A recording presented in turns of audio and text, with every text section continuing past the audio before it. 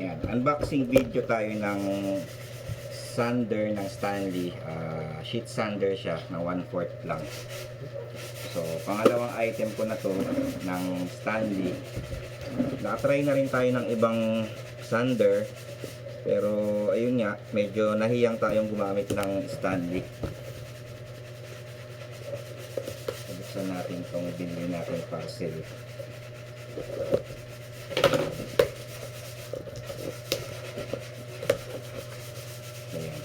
Ito meron na akong nauna.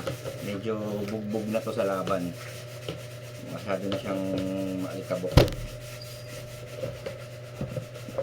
Buksan natin kung ano-ano laman ng box. So ito yung parang pinaka dust collector nung sander.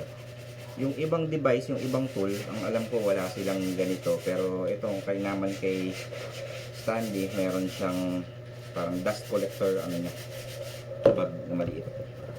And then of course andito yung manual kung paano siya gamitin. Pero pag Pinoy ka, isasaksak mo lang to, under na to. Yan, so bagong bago. So, ganito siya, maganda siya sa una talaga eh. Pero once na talagang nabugbog mo na sa trabaho, ito na siya. Tapos ito pala, meron nga pala siyang parang puncher, parang pang punch ng hole doon sa liha natin. So ganito yung pinakaliha niya, may kasama siyang free na liha. Pero kami gumagawa kami ng nagkakat na kami kapag gumagamit kami ng sheets, nagkakat na kami na sasakto dito sa sander. Tapos ayun, ang locking system niya is ganito lang din, parang sa ibang brand. So, parang iipitin mo siya dito. Ayan. So, ilalagay mo lang ito. Same lang din dun sa ibang brand na ano, may lock na diipit.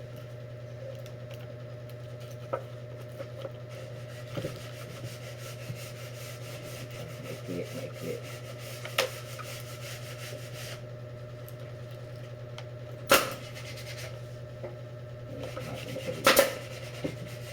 Para maikli yung ano eh. Maikli. So ayan, ito yung locking niya. So epic fail, hindi natin naikabit, maliit yata yung sukat. Tapos ayun, pagka naikabit na natin kasi sa dito, ito na yung pinang-punch. So ilalagay mo lang dito, ibubutas mo siya. Ayun, ang mangyayari, ito wala tong butas pag magpa-fine ano kami. Pinapunch ito.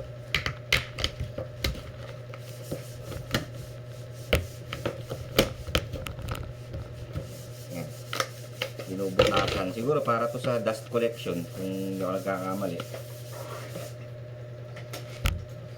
Tapos ayun, ang presyo nito is hindi na naka-indicate pala dito. Hindi na rin maalala kung magkano ito nabili.